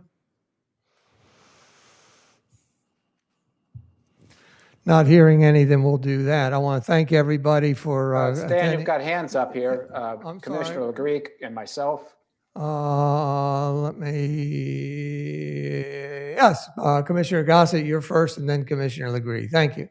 Yes, for a path forward, I would ask that we do continue this discussion on money as scheduled because there may be other public input heard. And just a reminder, as a question that I had posed and would like a response on the Monday meeting is what are the advantages of a one-time purchase over a long-term contract and vice versa? And an additional question, because this has come up, is the current permit application that we are pursuing, is it a joint application with the county or is it a singular application with just the city? And I'll look forward to those answers on Monday. Thank you. Kevin, you made note of those questions? Certainly on the permit application that's being submitted now, it is for a single-use operation of ours. Then my follow-up question would be then, how would we go about expanding it to a joint permit application if we've already started the application as a single entity? And again, I look for a comment from that on Monday. Thank you. Thank you, Commissioner. Commissioner Legree. Thanks, Mayor. I think we made the correct decision on having this discussion among ourselves before going forward with the county. This allowed us to talk about anything we want to talk about, to hear our citizens say things that they probably would not say in a combined meeting. So this was a great idea you had of just having us here. Now we know where we stand and we're much better prepared to go forward. Thanks, Mayor. You did a good job. Thank you. Having not seeing any other Tony's hands up. Mayor, yeah. I think with the discussion we had today, and for those who had been, involved in this for some time before today, it might be time to go ahead and put together two things. And they can be draft documents, they can be starts of documents. I think we should have a list of pros of why we would do this and a list of cons that we could take a look at. So in every big decision I've ever been involved in, there's always a list of pros and cons.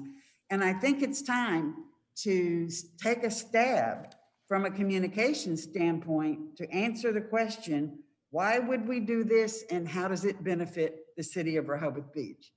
And if we could have any of that pulled together by Monday, it might be very useful.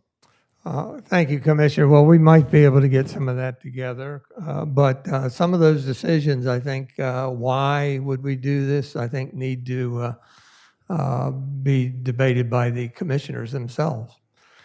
Anybody else? Commissioner Gay, please. You're muted. There you go. Yeah, just quickly, we talked about where did the 7.6 million come from? And I don't know if you can have other figures together by Monday, and maybe this is a question for when the county comes in, but I think we need an answer to that. I mean, there was one sort of at the slide, but it wasn't it didn't seem comprehensive. But I think we need to know not only where it comes from, but to look, as has been suggested, at all of our costs that would be necessary to take on this additional flow, and factor all that in, and also look at then what it would cost them. We need to know what it would cost them if they don't join us. What are they looking at for as an alternative, and what are the costs there? I think we do need to look at all of those from a cost perspective. I just don't know if we can have it by Monday. Thank you. We'll do our best, but you're right. We've only got one day essentially to pull all that together. So if we're deficient, then we'll persevere after that. But we'll put this on our Monday, November 8th workshop. With that, if there's no further comments by the commissioners, anything? Staff, do you have anything further you want to say? Jeff Sturdivant would like to say something. I just wanted to clarify one thing, Mayor, and that in this discussion, nutrient limits came up in our discussion. And I just wanted to state that in reality, our discharge permit right now does not have nutrient limits. They are just monitoring requirements. So that's also why we think that it will be possible to have those monitoring requirements removed from our permit. But they're not limits, they're just monitoring requirements at this time. Thank you very much. And with that, I wanted to acknowledge for the minutes the staff and support staff that's in attendance today: City Manager Sharon Lynn, Glenn Mandalis, Kevin Williams, Jeff Sturdivant, Bert Dukes, Lynn Cohen, and Evan Miller. With that, this meeting is adjourned at 11:07 a.m. Thank you very much to everybody.